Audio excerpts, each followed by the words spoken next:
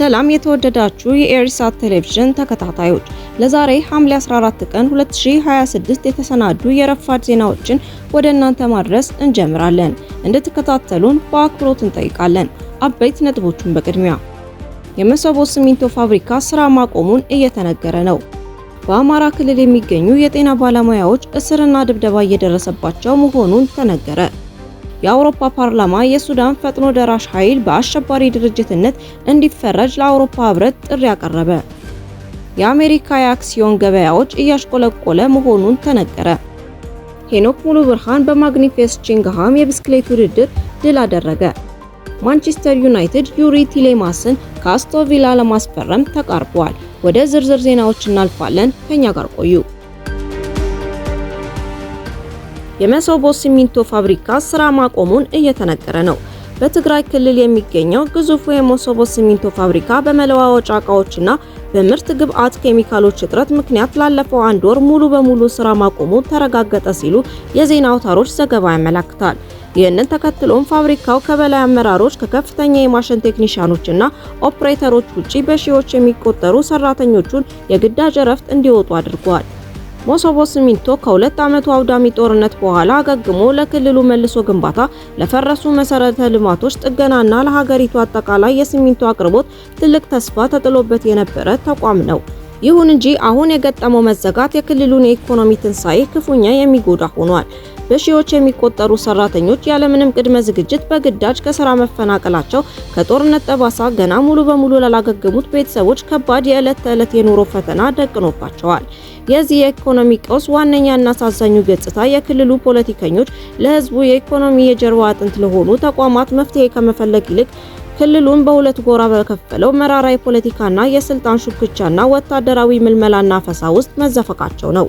የፖለቲካ ልሂቃኑ ለቡድንና ለግለሰብ ስልጣን በሚናቆሩበት እንዲሁም ክልሉ በአስተዳደራዊ ሽባነት ውስጥ በወደቀበት በዚህ ወቅት ተቋማት ሲዘጉና ሰራተኛው የዕለት ጉርሱን ሲያጣ ዝምታ መምረጣቸው እንመራዋለን ከሚሉት ህዝብ እውነተኛ ችግር ምን ያህል እንደራቁና ኃላፊነት የጎደለው አካሄድ ውስጥ እንዳሉ አግልቶ ያሳያል ሲሉ ታዛቢዎች ይናገራሉ። በክልሉ የአንድ ኩንታል ሲሚንቶ ዋጋ እጅግ መጨመሩን፣ በዚህም በመቀለ እስከ 3200 ሲደርስ በሽረና አካባቢ ደግሞ እስከ 5000 ድረስ እየተሸጠ እንደሚገኝ መረጃዎች ያሳያሉ። በአማራ ክልል የሚገኙ የጤና ባለሙያዎች እስርና ድብደባ እየደረሰባቸው መሆኑን ተነገረ። በአማራ ክልል በሚገኙ የተለያዩ የጤና ተቋማት ውስጥ የሚያገለግሉ የጤና ባለሙያዎች ላለፉት በርካታ ወራት ያልተከፈላቸውን የትርፍ ሰዓት ክፍያ በመጠየቃቸው ብቻ ከመንግስት የጸጥታ አካላት እስር፣ ድብደባና ዛቻ እየደረሰባቸው መሆኑ የዜና አውታሮች ዘገባ ያመለክታል። የክልሉ መንግስት ለባለሙያዎቹ ህጋዊ ጥያቄ ተገቢው ምላሽ ከመስጠት ይልቅ በጀት የለኝም በሚል ሰበብ ኃላፊነቱን ወደ ጤና ተቋማቱ በመግፋት በክልሉ የጤና ዘርፍ ላይ አደገኛ ቀውስ እያንዣበበ መሆኑን ይጠቀሳል።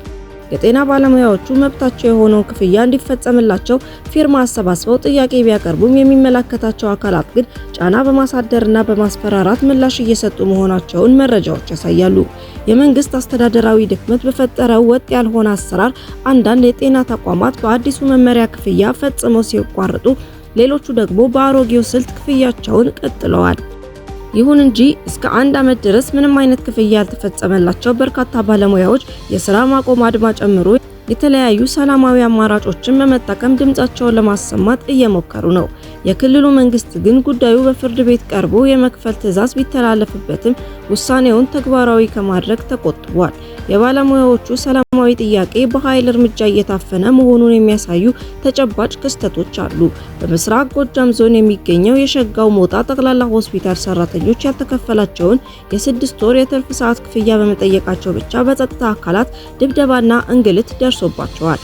5 ባለሙያዎች ታስረው ዳግመኛ ጥያቄ እንዳታነሱ የሚል ማስጠንቀቂያ ተሰጥቷቸው መለቀቃቸው ታውቋል። ከዚህም ባሻገር በአካባቢው የሰፈረው የመከላከያ ሰራዊት አመራሮች የሆስፒታሉን ሰራተኞች ሰብስበው ከእንቅስቃሴያቸው ካልተቆጠቡና ዝም ብለው የማይሰሩ ከሆነ ችግር ሊገጥማቸው እንደሚችል ዛቻ አዘል ማስጠንቀቂያ ሰጥቷል። አስተባባሪ የተባሉ ባለሙያዎችም የተናጠል ወከባ እየደረሰባቸው ይገኛል። ተመሳሳይ ማስፈራሪያ በሰሜን ሸዋው መሃል ሜዳ እና በምስራቅ ጎጃም ደጀን ሆስፒታሎችን መፈጸሙ ተረጋግጧል። በአንዳንድ ተቋማት ደግሞ የትርፍ ሰዓት አገልግሎት እንዲቋረጥ አስተባብረዋል የተባሉ ባለሙያዎች የመጨረሻ ማስጠንቀቂያ ደብዳቤ እንደደረሳቸው ታውቋል። የመንግስት ቸልተኝነትና የማስፈራራት እርምጃ በክልሉ የጤና አገልግሎት ላይ ከባድ መስተጓጎልን ፈጥሯል። በርካታ ባለሙያዎች ተስፋ በመቁረጥ ስራቸውን እየለቀቁ በመሆኑ ታካሚዎች ከፍተኛ እንግልት እየደረሰባቸው ነው። በአዊ ብሔረሰብ ዞን አገው ግምጃ ቤት ሆስፒታል ከነበሩ 12 ሐኪሞች ግማሽ ያህሉ ስራቸውን ለቀው ሄደዋል። በዚህም ሳቢያ በበርካታ የሕክምና ጣቢያዎች ሐኪሞች በመጥፋታቸው የሕክምና አገልግሎቱ በነርሶች ብቻ እየተሰጠ ይገኛል። የአማራ ክልል የሕክምና ማህበርም ይህ ችግር በአፋጣኝ ካልተፈታ በክልሉ ጤና ዘርፍ ላይ ከባድ ቀውስ ሊያስከትል እንደሚችል ለጤና ሚኒስቴር አስጠንቅቋል። ችግሩ ከክልል አቅም አልፎ ክልሉን ወደ ከፋ የጤና ቀውስ እየከተተው ቢሆንም የፌዴራል ጤና ሚኒስቴር የሰጠው ምላሽ ግን እጅግ ደካማ ሆኖ ተገኝቷል። የጤና ሚኒስቴሯ ዶክተር መቅደስ ዳባ ከባለሙያዎቹ ጋር በበይነ መረብ ባደረጉት ውይይት የችግሩ መኖር ቢያምኑም ይከፈላቸዋል ታገሱ ከማለት ባለፈ የሰጡት ተጨባጭ መፍትሄ የለም። ሚኒስቴሩ የሆስፒታል አመራሮች ሀብት እየፈለጋችሁ ክፈሉ በማለት አቅጣጫ መስጠታቸው ደግሞ መንግስት የጤና ባለሙያዎችን መብት ለማስከበር ያለውን ፍላጎትና ቁርጠኝነት ጥያቄ ውስጥ የሚጥል ሆኗል። የአውሮፓ ፓርላማ የሱዳን ፈጥኖ ደራሽ ኃይል በአሸባሪ ድርጅትነት እንዲፈረጅ ለአውሮፓ ህብረት ጥሪ ያቀረበ። የአውሮፓ ፓርላማ በአሁኑ ወቅት በሱዳን እየተካሄደ ባለው ጦርነት በተለይም ከበባ ውስጥ በምትገኘው አልኡበይድ ከተማ ውስጥ የተፈጸሙ የጦር ወንጀሎችንና በሰብአዊነት ላይ የተፈጸሙ ወንጀሎችን በማውገዝ የአውሮፓ ህብረት የሱዳን ፈጥኖ ደራሽ ኃይልን RSF በአሸባሪ ድርጅትነት እንዲፈርጀው ጠየቀ። ባለፈው ሳምንት በ476 የድጋፍ ድምጽ በ28 የተቃውሞና በ96 ድምጽ ተአቅቦ በጸደቀው ውሳኔ ላይ የአውሮፓ ፓርላማ አባላት በታጣቂዎቹ የፈጸሙትን ግፎች አጥብቀው የኮነኑ ሲሆን ሁሉም ወገኖች ጾታዊ ጥቃቶችንና ለረሃብ መከሰት ምክንያት የሚሆኑ ድርጊቶችን ጨምሮ በሲቪሎች ላይ የሚፈጸሙ ጥቃቶችን እንዲያቆሙ አሳስበዋል። ፓርላማው የአውሮፓ ህብረት በሲቪሎች ላይ ለሚሰነዘሩ ጥቃቶች ኃላፊነት ባለባቸው ግለሰቦች ላይ እንዲሁም የተባበሩት መንግስታት ድርጅት በሱዳን ላይ የጣለውን የጦር መሳሪያ ማዕቀብ ጥሷል በሚል የተከሰሰውን ግሎባል ሴኩሪቲ ሰርቪስ ግሩፕ ጨምሮ ግጭቱን በማሳለጥ በተጠረጠሩ የውጭ አካላት ላይ ማዕቀብ እንዲጥል ጠይቋል። የፓርላማ አባላቱ አክሎም የአውሮፓ ህብረት ለሀገር ውስጥ ድርጅቶች በተለይም ለሕክምና ቡድኖች ቀጥተኛ ድጋፍ በመስጠት ለሱዳን የሚደረገው ሰብአዊ እርዳታ እንዲጠናከር ያሳሰቡ ሲሆን የሲቪሎችን ስደትና የእርዳታ አቅርቦትን ለማመቻቸት ሰብአዊ ኮሪደሮች እንዲቋቋሙ ጥሪ አቅርቧል። በተጨማሪ ፓርላማው በተፈጸሙት የጦር ወንጀሎች ላይ ገለልተኛ ምርመራ እንዲደረግ የጠየቀ ሲሆን ተጠያቂነትን ለማረጋገጥ የዓለም አቀፍ የወንጀለኞች ፍርድ ቤት ICC የዳኝነት ስልጣን በመላው ሱዳን እንዲሰፋ ጠይቋል። የተባበሩት መንግስታት ድርጅት የሱዳን ዓለም አቀፍ እውነታ አውጪ ተልዕኮ ቀደም ሲል በአልፋሽር ላይ በተፈጸመው ጥቃት ወቅት የተፈጸሙ ግፎች የዘር ማጥፋት ወንጀል ምልክቶች እንዳሏቸው መግለጹ ይታወሳል።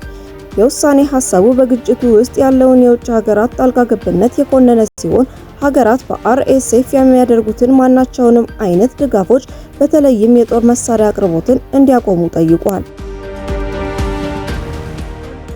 የአሜሪካ የአክሲዮን ገበያዎች እያሽቆለቆለ መሆኑን ተነገረ። ባለሀብቶች በመካከለኛው ምስራቅ እየተባባሰ ለመጣው ውጥረት ምላሽ መስጠታቸውን ተከትሎ ትናንት ሰኞ ጀምሮ የአሜሪካ የአክሲዮን ገበያዎች ማሽቆልቆል አሳይቷል። የዋጋ ግሽበት ስጋትን ተከትሎ ሶስቱም ዋና የአክሲዮን ገበያ ጠቋሚዎች ዳው ጆናስ፣ ናስዳቅ እና S&P 500 የቀነሱ ሲሆን ዓለም አቀፍ መለኪያ የሆነው የብሬንት ድፍድፍ ነዳጅ ዋጋ ከ4 በመቶ በላይ ጭማሪ በማሳየት አንድ በርሜል $79 አካባቢ ደርሷል። አሜሪካና ኢራን በሳምንቱ መጨረሻ የጥቃት ልውውጦችን ዳግም የጀመሩ ሲሆን ቴህራን ለዓለም አቀፍ ንግድ ቁልፍ መተላለፊያ የሆነውን የሆርሙዝ ሰርጥ መዝጋቷን አስታውቃለች። ይሁን እንጂ ፕሬዝዳንት ዶናልድ ትራምፕ የውሃ መስመሩ ክፍት ሆኖ እንደሚቀጥልና በኢራን ወደቦች ላይ እገዳ ዳግም እንደሚጥሉ ተናግረዋል። ይህ እገዳ የኢራን መርከቦች ወይም ደንበኞች ወደቦቹ እንዳይጠቀሙ የሚያግድ ቢሆንም የ20 በመቶ የጭነት ታክስ ለሚከፍሉ የሌሎች ሀገራት መርከቦች ግን ክፍት እንደሚሆን ፕሬዝዳንቱ አብራርተዋል። ጦርነቱ ከተቀሰቀሰበት ጊዜ አንስቶ በዓለም አቀፍ የነዳጅ አቅርቦት ላይ የፈጠረው ስጋት የነዳጅ ዋጋ ከፍተኛ መዋዠቅ እንዲያሳይ አድርጎታል።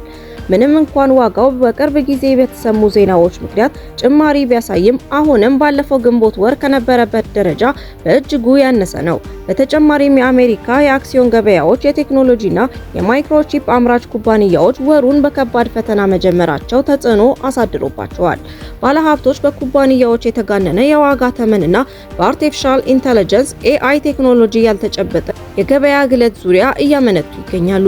በዚህም የተነሳ የኒቪዳ፣ ስፔስ ኤክስ እና ኢንቴል አክሲዮኖች በትናንትናው ውሎ የግብይት ክፍለ ጊዜ ቅናሽ አሳይተዋል። ሄኖክ ሙሉብርሃን በማግኒፌስት ቺንግሃም የብስክሌት ውድድር ድል አደረገ። ኤርትራዊው የብስክሌት ተወዳዳሪ ሄኖክ ሙሉብርሃን ትናንት ሰኞ ሐምሌ 13 በተካሄደው የማግኒፌስት ቺንግሃም ዙር 3ኛ ደረጃ ውድድር አንደኛ በመግባት ድል በመቀዳጀት በመድረኩ ፖዲየም ላይ ተቀዳጅቷል። ይህ በቻይና የሚካሄደው የUCI 2 ፕሮ ደረጃ ውድድር ላይ ለበርካታ ዓመታት ጠንካራ ብቃቱን ሲያሳይ የቆየው የአስታና ፕሮፌሽናል ቡድን አባል ሄኖክ ሙሉብርሃን በ3ኛና በአቀበት የተጠናቀቀው ደረጃ በማሸነፍ በአጠቃላይ ደረጃ ደግሞ በቢጫ ማሊያ እየመራ ከሚገኘው ጆናታን ክሌቨር በ1 ሰከንድ ብቻ በመበለጥ ወደ 2ኛ ደረጃ ከፍ ብሏል።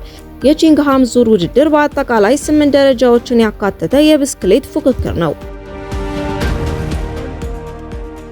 ማንቸስተር ዩናይትድ ዩሪ ቲሌማስን ከአስቶን ቪላ ለማስፈረም ተቃርቧል። ማንቸስተር ዩናይትድ የአስቶን ቪላውን አማካይ ዩሪ ቲሌማስን ለማስፈረም መቃረቡን ዘ አትሌቲክ ትናንት ሐምሌ 13 ዘግቧል። የ29 ዓመቱ ቤልጂየማዊ ኮከብ ወደ ዩናይትድ ለመዘዋወር ያለውን ከፍተኛ ፍላጎት ለክለቡ የገለጸ ሲሆን በአሁኑ ወቅት ዝውውሩን በአጭር ጊዜ ውስጥ በሁለቱ ክለቦችና በተጫዋቹ ወኪሎች መካከል እየተደረገ ያለው ንግግር እየተጠናቀቀ ይገኛል። ዩሪ ቲሌማስ ባለፈው የውድድር ዘመን ከአስቶን ቪላ ጋር የዩሮፓ ሊግ ዋንጫን ማንሳቱ የሚታወስ ሲሆን በቅርቡ በተጠናቀቀው የዓለም ዋንጫም ለቤልጂየም ብሔራዊ ቡድን ምርጥ ብቃቱን አሳይቷል። ቲሌማስ በእንግሊዝ ፕሪሚየር ሊግ ለ8 ዓመታት የቆየ በመሆኑ ክለቡ የሚፈልገውን ልምድና ብቃት ያሟላል ተብሎ ታምኖበታል። በተለይም ካሰሚሮ ክለቡን መልቀቁንና ማኑኤል ኡጋርቴ በዓለም ዋንጫው ላይ በደረሰበት ጉዳት ከሜዳ መራቁን ተከትሎ የቲሌማስ ዝውውር ለዩናይትድ የክረምቱ ቀዳሚ እቅድ መሆኑን ዘገባው ያስረዳል። ውድ የኢሳት ቴሌቪዥን ተከታታዮች ለዛሬ ረፋድ የተሰናዱ ዜናዎቻችንን በዚሁ አበቃን። በቀጣይ እስከምንገናኝ መልካሙን ሁሉ ተመኘን። ሰላም።